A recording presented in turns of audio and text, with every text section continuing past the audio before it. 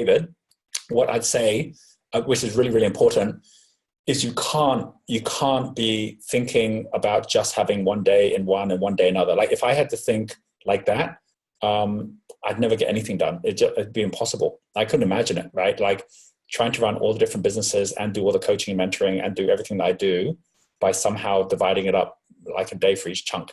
So be really clear about the difference of how you're actually coordinating your team and the flow of that team when it comes to basically blocks of, well, I would call it initiative, but another word for initiative is worry, which is like when you actually worry about stuff, when you actually do stuff or make things happen, which is basically, or probably a better word is concern, like blocks of concern. It's like when you actually say this is a problem or this is something that needs to be solved, compared to blocks of activity, right? So like the difference of blocks of initiative and like when things get initiated and blocks of activity is blocks of initiative need to have kind of like a very, very clear vertical segmentation, right? Which basically means that it's when things basically go in parallel, right? So for example, like by having Mondays, which is my metal day, which is my finance days, it means there's a very clear vertical across all businesses that Monday's the only day I look at all the numbers. Right, so that by doing that, I have a finance meet, and I even have a finance meet where I bring the finance managers of all the different companies together. Like, you know, we just did all end of month payments last week, and I had the Genius U, I had like Entrepreneurs Resource, I had Entrepreneurs Institute. If I had another 5 companies, I had them all there as well. And everyone's all coordinated. Everyone knows best practice. They're all working on it together. You know, they know what we're paying, when we're paying, how we're doing all that stuff. You know, if there's a new change in the policies, they all know at the same time as well. So you don't need to have multiple meetings with everyone in different finance meetings in different places. It all happens at one place. Similarly, when we're actually going through something like, you know, like development work, we'll bring on the people that are relevant to that one in that vertical across all businesses, and everyone will then be able to focus at that and get that done. And it means everything can move in parallel without you having to kind of wait, like everyone's waiting for you, because it all happens in that one particular day. Similarly, on a second day, like, you know, what a day is when you're actually saying, right, this is when I look across everything. Am I on purpose? Is everything on purpose across everything? I look at your team charter, look at like, are we on track with everything in terms of like, are we missing the big picture stuff because we're solving the small stuff, right? And putting that time aside. You don't need a lot of time. Like if I take Mondays, my metal time on a Monday is a maximum of 2 hours. It's not like I spend the whole Monday on metal stuff. You know, but I have my, you know, finance meeting, right, which is going to be there like on that Monday, right? I have basically, you know, my timing of when I meet up with Sandra, right, which is on a Monday, right, which is all my metal stuff, right, pretty much on that day, right? That's like 2 hours worth of stuff. The rest of the time, I'll be focusing at basically, in fact, I do a lot of my kind of metrics on project, on the different projects, right? So checking in with the different project leaders and different things that I'm interested in, but that will change over time. And if I have a meeting, if I have a speaking engagement on the Monday, that's great, right? It's like the whole Monday can be like an event. That's fine too. But I'll still make sure I actually have those sessions, even if it's in the morning or in the afternoon, like with the finance team, right? So it's actually knowing, okay, we've got metal on the Monday, water on the Tuesday. And I always, and I like, while I say to other people, hey, try something else out, I've yet to find someone who's actually figured out a better rhythm than the one we do, right? Where Monday is metal, which is all about the how. And then Tuesday is the water, which is all about the why, and then Wednesday is the wood, which is all about the what. And I just don't even bother about, hey, let's create this or create that if it's not a Wednesday. I'll put it in my diary to say, like on Wednesday, I want to cover this particular thing, but it'll always be knowing that's going to happen. You know, fire is going to be the who on the Thursday, and then Friday is always going to be the when I go for the schedule. So I've got lots of stuff I need to schedule and talk to the team, but they know to talk to me about on the Friday, and that's when I have my meet on that as well. So having basically every day that you know you're blocking out, when am I focusing at the initiative side to do this, to say, here's the creative part of what needs to be happening, and I'm going to have the conversations on that day, as opposed to metal and so on each day. You need to do that. In terms of where you physically locate yourself then to say, here's where I'm going to spending more time with one company or with another company, look for as many things you can do where you actually bring the people who actually have things in common together. So if we have like development work together, we do it all on the same day. When we go through our 3 I's to solve things, we'll do that on our Wednesday, which is the what day. And if we then say, hey, you know what? The stuff we're trying to solve in Entrepreneurs Institute, it actually requires some of the people in the Genius U team as well. We'll bring them into that meeting on that day, and we'll schedule that ahead of time so they're doing that too, so that I'm not basically someone. So at no point, whatever you do, if you've got multiple businesses, blue level, never be the bridge. never be the one that is the one that has information that no one else has, which means that the only way for, this person over here to know what's happening over here is you got to be the one that tells them, right? So at yellow level, you're the bridge all the time, right? Yellow level, you know everything and no one else does. But if you're at that level of blue, it never works, because it means that you have to be everywhere. Whereas if you never have to be anywhere, because whatever needs to be done is other people in the team that are doing it, then you can show up wherever you need to show up. And if I don't show up for any meetings in a week, it's not like anything stops, because everyone's already got responsibilities. And the answer to that is always be, am I that person or am I not? Well, check it out at the end of every meeting. What are the actions that come off the meeting? And are you making sure that all those actions are not dependent on you? Because some people, they'll go into the meeting, it's like, yep, okay, we'll do that, I'll do that, I'll do that, I'll do that. And they just take all the actions, and then they're wondering why they're so busy.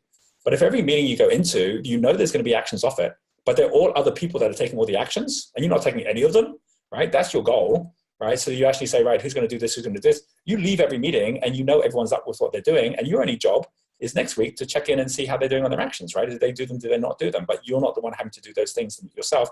And then the goal is to say, who's the person that's checking in on those actions in the future as well, which is going to come back down to Scott's point. The reason that he's got someone like Lyndon saying, well, what do you think our number one thing is that we're doing is, frankly, it's because Scott's most likely saying, I need this, I need this, I need this. And they're like, but I thought I was doing this instead. And so Lynn's like, well, you tell us what you want to do. And the best thing for Scott to do is like, no, you tell me, right? It's kind of like, you tell me what it is that we're doing, and I'll tell you if I think that's the right thing or not. Or else it means that everyone's just, again, waiting for Scott to tell them what to do. But in your case, it's the same thing, Angie, like to say, how do I make sure that I'm getting the right people in place? And you'll see where the gaps are. Because if you're getting someone to do something, they're clearly not doing it, right? And we always have a green, yellow, and red light on everything we do, which basically means that if there's something that was meant to be done, it's a green light because the next week it's going to be done. If the next week it's not done, it becomes a yellow, right? Yellow basically means like we said we were going to get it done. We thought we'd be able to get it done. It didn't get done. So if it didn't get done, for the person who's actually owning it, what was the reason it didn't get done? They might say, well, it's for this reason, but I'm going to sort it out this next level. Well, guess what? It still goes yellow. And by the next week, it's going to go and be done, and it's going to be off the line. But if it goes for another week after they've already had kind of one out, and now it's another week and they still haven't done it, it goes red. If it goes red, it kind of means, okay, you said it was going to get done. It still didn't get done. This is red light now, right? It's like 3 strikes and you're out. 3 strikes, it clearly means you're not up for the job, or 3 strikes means you're not actually working it out in some particular way to get it done. And everyone, guess what, gets it done. Because if by that 3rd week it's still not done, the wrong person's in the wrong place doing the wrong job, right? Unless they say, no, it is going to get done, but here's why it got delayed. There's a real valid reason for it. And everyone goes, okay, we'll leave it yellow for another week, right? Or we might even say, well, it still should have been done, so it's still going to turn a red. Let's get it done by the week after. And then your job is just to be the traffic coordinator. And these traffic lights, they're all basically things that then actually can show up on one massive dashboard, and then you've got all the details there as well. And I'm going to show you how we do that with our Scrum stuff as we go as well. But that's the key. The difference of blocks of initiative is they're clear verticals. They happen in parallel. Generally, blocks of activity, right? These are clear horizontals, which means that they're kind of things that, it's not like, I can do this basically with all of my different companies at the same time. But it's like, this is something that actually kind of will work across the board. So like I have to be at an event, for example, and at that event, it's horizontal across everything, right? Everyone's going to get involved on that one day to all be part of it, right? But it's time-based, right? And it's in series, which means everyone's going to rely on everyone else to do it. But we actually have a beginning and end to that as well, right? So another way to think of this is think of blocks of initiative being almost like where we have a promotion, where we have a process, which means it's ongoing, right? So it's ongoing flow, ongoing rhythm, right? As opposed to this one here, which is more like a promotion where I'll put myself somewhere specific for a period of time, which has basically got a beginning and end, right? It's like, yeah, we know when it starts, we know when it's finished, and it's over. I'm off to do something else. I know it's temporary, right? But I'll put myself there because it's where I want to be specifically for that thing that needs to be done. And it'll always be a promotion, which is either one of the 3 E's. Either it will be to expand. I'm putting myself there to expand something, or to enhance, which means it's not leverage, it's value, or enjoy. I'm just doing it for fun, right? So it's one of those 3 things.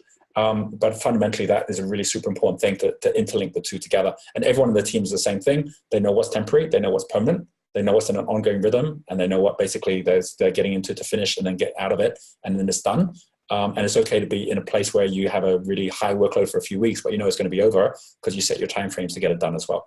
Now, if you do that in terms of like on Max's side, like what do you outsource, what do you not? This all comes down to basically, again, what are we trying to achieve as you go? So sprints allows you to do this. I'm going to walk through just with GeniusU, how we implemented our sprints and how they work. So and I'll give you an example of what we're doing to World Game right now. So basically within GeniusU, we actually, first of all, put this in here as part of our culture. We said in our culture, let's have a look here. Or this whole thing, like we want global, entrepreneurial, natural, this is GENIUS, this is our culture here. But we actually walked through this, like, natural, follow a clear rhythm. So we said, okay, we want to have a really annually, monthly, weekly, now daily rhythm and set ahead of time. It's really, really clear. And this is where it's actually all about basically setting up our mindset. I already went through the 3 I's with you guys before, but actually setting up this Scrum methodology, right? Which is basically using kind of what all the top tech companies already use to put sprints together, to design them out, to really make sure everything's now down into a very, very specific step.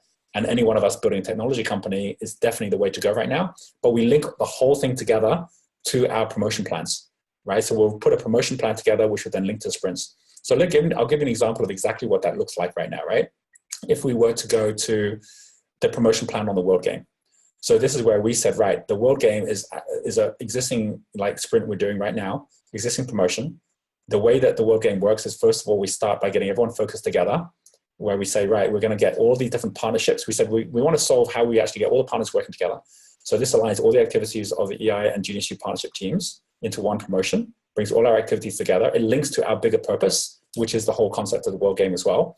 And it reestablishes revenue streams across all of the things we're doing. So it's got money targets as well, right? Customer problem is basically our customers looking for a way to increase their profit and purpose. Company problems, multiple teams focusing on multiple groups of mentors while also having multiple product ranges. So they're all different areas. How do we actually bring them all into a series as opposed to all parallel, which is where they're at? Let's bring them all into one promotion that actually allows us to solve certain things like integrating B1, G1, which we had a call with just Paul and Sami this morning. How do we integrate all that stuff? How do we make sure we have all the right commission structures? How do we make sure everyone's got the same onboarding process? Let's all work together in one team to do it. Solutions play the World Game, right? We'll get everyone together. We'll play it as with Buckingham Fuller. We'll launch it on the 10th of June in Brisbane. It'll be 6 months to the 70th anniversary of UN Human Rights, which is in 10th of December. And we'll basically have everyone play the game or come on it together. Micros everyone does will show how to use GeniusU to track their earnings and givings. We'll launch it just like EMC last year when we had 20,000 people join it. We'll aim to get 7,000 to start with, and we'll give everyone a whole pathway on how they'll actually join and become part of it, right? Now on the promotion side, I'll show you two sides. I'll show you first of all the promotion side, where we actually then put together, Michelle, we said, who's in charge of this? We said, well, here's the team. Like Michelle's leading it, so she's in head. We've got like Suraj, GeniusU, right? He's going to be in charge of entrepreneur leaders. Kathleen, GeniusU, in charge of entrepreneurs. Jess, Entrepreneurs Institute, in charge of event partners. Radka, one of our partners, coming on in charge of master trainers.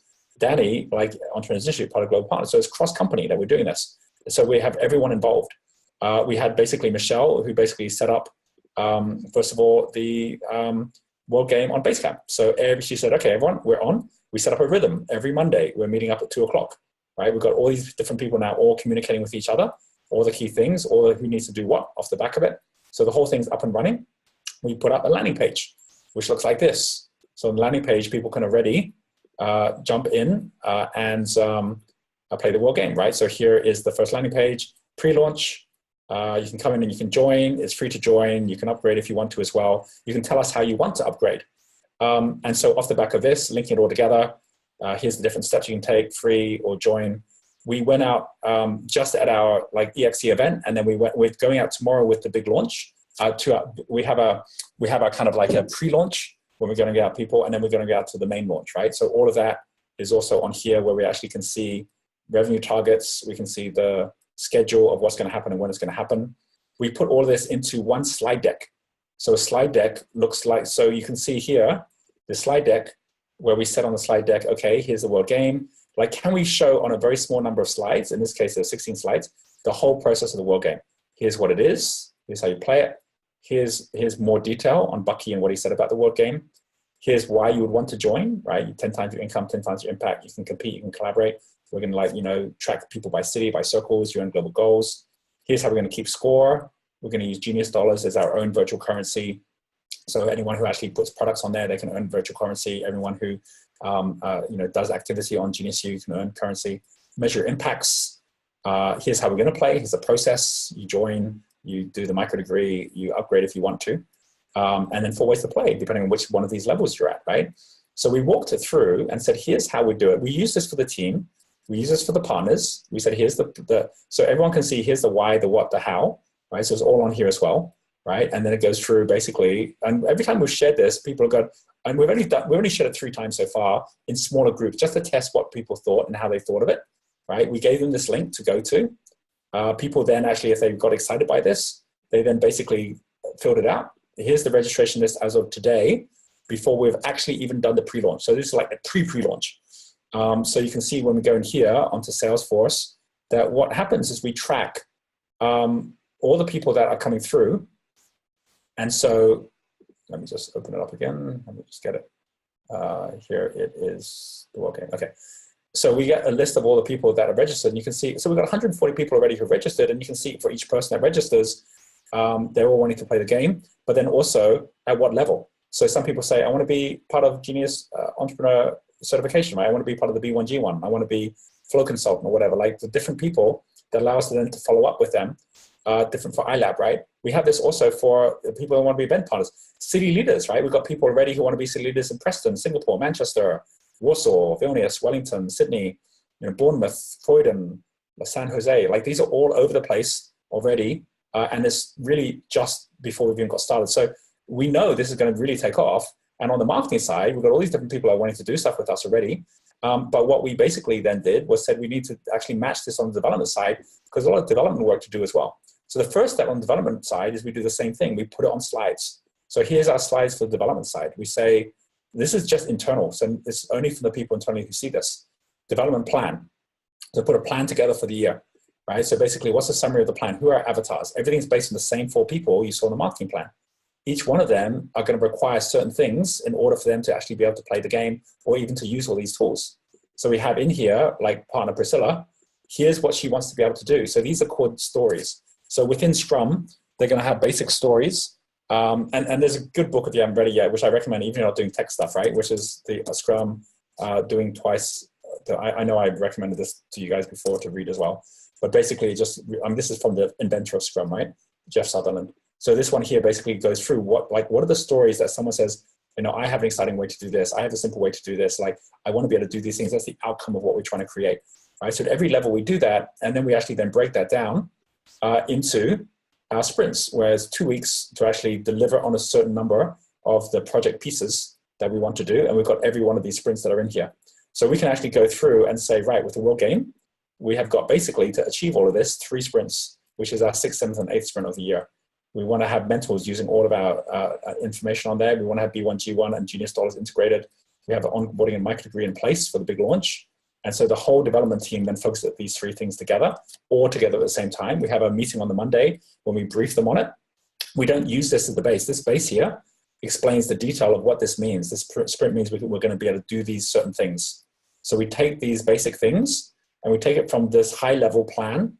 And the system we use is Confluence, right? So this is what Confluence looks like. It's part of Atlassian, right? So they've used all these Agile tools now. This allows me to map it out with the team. So I can go to, let's say, for example, this one here, which is our Sprint 5. I can say, here's what's going to happen, the goals, the upgrades, the store, everything like that. There's a video that I put in, which is what the team wants to see of what's the vision. So we call them vision videos. Here's what I want to see the whole system be able to do. And it's going to be able to do these particular things. Then we break it down and we say, right, user story, right? As a mentor leader, I want to see us, like every one of these user stories are in here. And you can see each one of them as you go down. I'll make it a bit bigger here.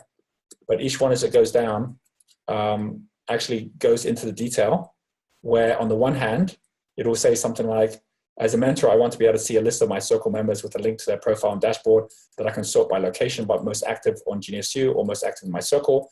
This then leads to basically this here, which is the design.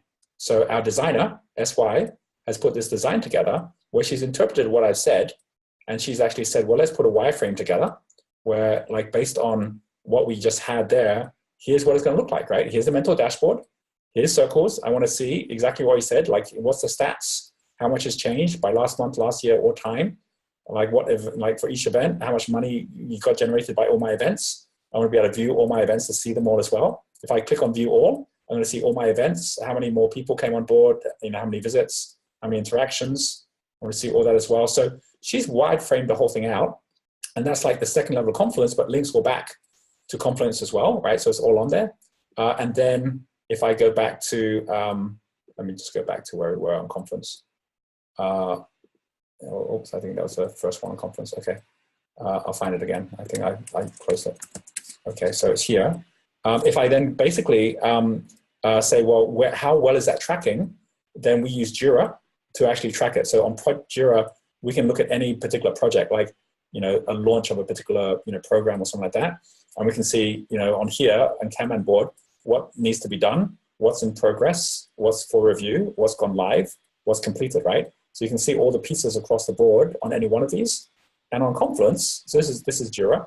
And on Confluence, if I go back to the Confluence here, if I'm on one of these, I can see not just the wireframe, I can actually see where there is a particular Jira ticket, which I think we started doing from this like Sprint 6. I can go down and I can see, it's not on this one yet. I think it must be on these ones. So as soon as it goes into development, then any particular, this one's not one of them. Any particular thing that's here will have Tom, who, as you can see here, will then put the notes down. Oops, it's on this side, where I can actually go and see, this one's done, right? I can actually see the Jira ticket in Jira on this one here, where you can see exactly what he wrote, what had to be done, who did it, like when it was completed, right? And then you can actually go and actually see the end point of it as well, right? So this basically makes the whole thing so rock solid, because it means at any one point, you've got a very, very clear line all the way through from what is it we want to get achieved, through to when's it getting achieved by, through to it's actually getting done. And you can then do this across multiple teams. So I think this is one of the biggest challenges, is that for, at the moment, unless you're doing this, you can't have a remote team very easily. But right now we have got Jan doing this. He's in, where's Jan? Jan's in Ukraine. So he's in Ukraine. We've got Tom, who's based in London right now. We've got SY, who's based in Germany, right? So like there's not any one person in our team who's in the same location. They're all over the world, but they're all basically running through this together. And every single day they're having a stand-up meeting where they're just checking in on are we on track or not? We've got 12 tickets to do. Have we hit those 12 tickets or not? Is the story actually complete? And then they then do a presentation every following Monday to say, here's what we actually completed on.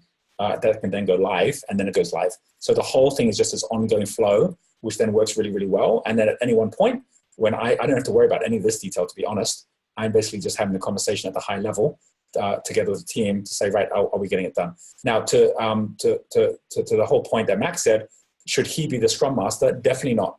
Tom is our Scrum Master, who's the person who needs to be someone from a technical point of view that's actually going to track the team. There may be someone in your development team that can be the Scrum Master, but the Scrum Master definitely needs to be the key person that is in the team. Your designer could be who does the wireframes. That could be someone who's outside the team, right? You can contract that person. Your developers definitely can be outsourced. All of our developers are outsourced now, all our best guys. And the way we got them all was through Upwork. So we went to Upwork, we went and actually put down some ads specifically for people that were good with Ruby on Rails. And we got lots of people that applied. We then basically tested them to find out how good they are. We chose the best people, and then we then had our key team. So key team always within your development team is going to be always to make sure that you have one person, let me close this one for now, that we have one person who is your Scrum Master, who is the most important person, because that person, fundamentally, when you get bigger, you're going to need a product manager as well, who is, I'm doing some of the job at the moment of the product manager because I'm getting very, very involved in the development side. But a product manager is the one who would actually be the one who would oversee the client and everything that they're doing. Then you'd have the Scrum Master. So I don't think you need a product manager right now. You could be the product manager to say, what do I want this product to do? Here's the kind of stories that I'm creating. I want to be able to do this. I want to be able to do this. The Scrum Master is the tech guy who knows how long it takes to do things. And then can actually work with the team to make that happen. And then you have your designer who needs to be able to do the wireframes, and then you've got your coders who are going to do the coding, right? They're your engineers. And you can outsource this one. You want the first two to be in-house. And the first thing to say, who is going to be my Scrum Master? And it could actually be one of your existing developers who could step up to that. That's why I'm with Tom. Tom originally was a developer, and now he stepped into the Scrum Master role, and he's loving it because he now can take on a more strategic role, and he knows how all the pieces fit together as you go as well, right? That's the most important thing before you start getting into anything more. And so I think you can definitely outsource and go into Upwork and find the right people that you need. On the answer on the $2 million valuation, what I'd say around that is I really believe that by you looking at your pathway and saying, well, if we're right now, doing basically, a couple of $1 million in revenues, we're doing, like 20% profit or whatever it is, and you say, okay, well, actually, like at this point already, if we were going to actually really treat this like a tech company and say this is a tech company that could grow, and say, well, then on this base, if we're actually saying, just as rule of thumb, if it's a $2 million, value, if it's $2 million in revenues today, and we're actually then going to build this up to what we think could be, a 10 times growth, but let's just call it like $10 million by next year, and like, more like $30 million a year after, right? Then you could actually say, well, on this basis, $2 million revenue, we're looking at a valuation of around about $20 million. Someone bringing in $2 million is about 10% of the business at this point, right? Someone will probably negotiate for more. They'll want 20% or something, but that's the rough number of where you're at. When we got to net of like over $2 million, we're already at valuation of 20 million. I'll give you our pitch decks that we have of how we went out to raise the funding, because we had them on earlier Sapphire calls as well. So you can actually then use that and say, right, I'm going to put together a really clear pitch deck, which is here's basically the pathway we're going forward. So we had the conversation about, what do we want, like, the big goal of it to be, when you look at something like the pitch deck for, oops, let me just get it out. Hello, let me try again. My search has gone really crazy on my Mac. I think it's time for me to get a new match here. Okay, here we go. So something like this, like it makes you have to force yourself through to think, well, what's this whole thing going to look like in the future? So knowing what's the problem, the solution, which you've got really, really clear on your side, then saying what's the current growth and future growth, right? So if you say, well, here's what the growth has been, here's what it's going to be, right? It's like, and just putting a number right down actually really helps you to really think, what's my future flow? What's it going to look like? Then from there, like anything about the current, like the experience of like, current reach business model, who's in the management team. Right? So you're mapping out the different kind of fundamental, what makes us special? What's our big goal of what we're trying to achieve? What is our mission? Right? Once you pull this together, then people can see, not only how well you've done so far, but where you're planning to go with or without them. And then from that point of view, that's when they say, well, then I'll come on board and actually be part of this as well. Right? These become really, really valuable templates to start using, where you're not then depending on them to tell you how to do things. You're saying, here's where I'm going. And we want money to actually go to this level. And we'll share all this stuff with you about how we're raising the funding at the moment for Genius U. But off the back of it, these become the most important documents. You'll notice that in everything that I've talked about so far, whether it is the promotion plan, World Game, we have a slide deck. Whether it is the development plan, internal, we have a slide deck. Whether it's investors, we have a slide deck. And like each one, it's like, are we articulating clearly enough where we're at and where we're going in such a way that we've made the case for anyone to really get it, that they go, I get this, and now I'm on this path with you. If you don't have that predictability or that certainty, here's where we're going, then everyone else won't fall in lockstep behind you to make it happen as well, right? So like that's the critical part to do it. Then you can then say, and this is how we justify evaluation, or this is how we're going to develop our development plan off the back of that as well. So super duper key thing here is, I know you guys know this, right? Think it, do it, review it, right? It's like, just like get it down, but get it down in a way that becomes super duper clear to you. And the process of doing that makes all the difference in each one of these different areas as well. So on this whole thing on top 3 KPIs, before I just get Scott, and I talked to Scott a bit about this, and we're going to go a bit over in this call if you guys are okay with that, because it took a little bit longer going through that than I was planning. But what I want to do, if you're okay with doing this, is like spend about 10, 15 minutes with Scott walking through like what are the kind of key people and what are the key KPIs you believe they need. And when let me share with you, first of all, before I go through that, one of the most important things is the fact that whatever you come up with, a really important part is how you get the team to come up with this as well. I'll tell you how we do this. If I go to something like our Genius U team charter, and we have this for all of our teams, we walk through together, first of all, who's in charge of what, like who's taking ownership in which particular area.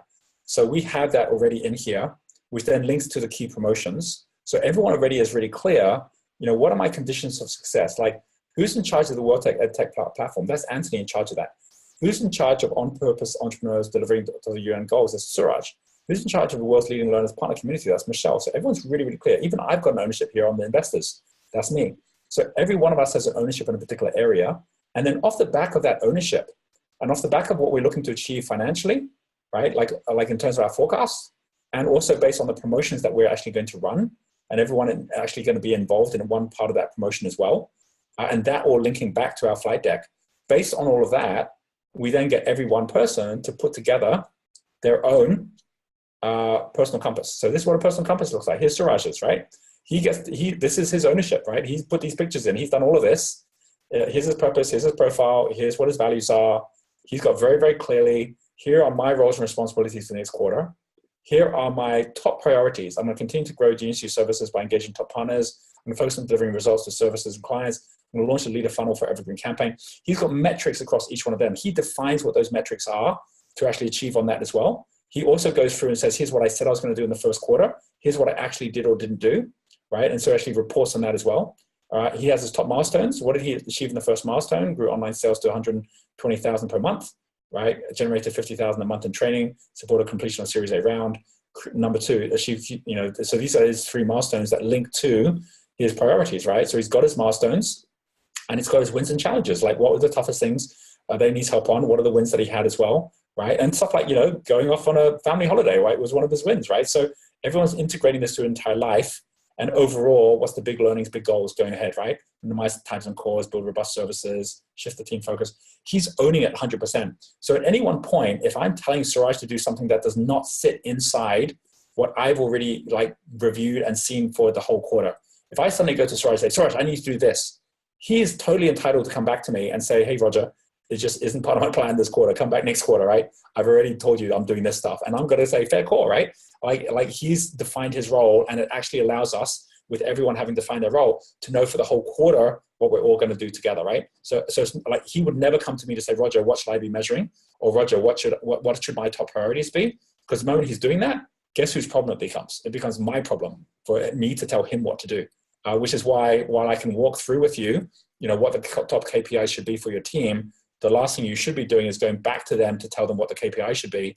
They should be telling you what the KPI should be based on their ownerships and based on what they're in charge of. The most important thing is have you designed them in terms of what they actually each are meant to be owning in order to give you those KPIs in the first place. So I just wanted to give you that as a precursor. But Scott, I'd love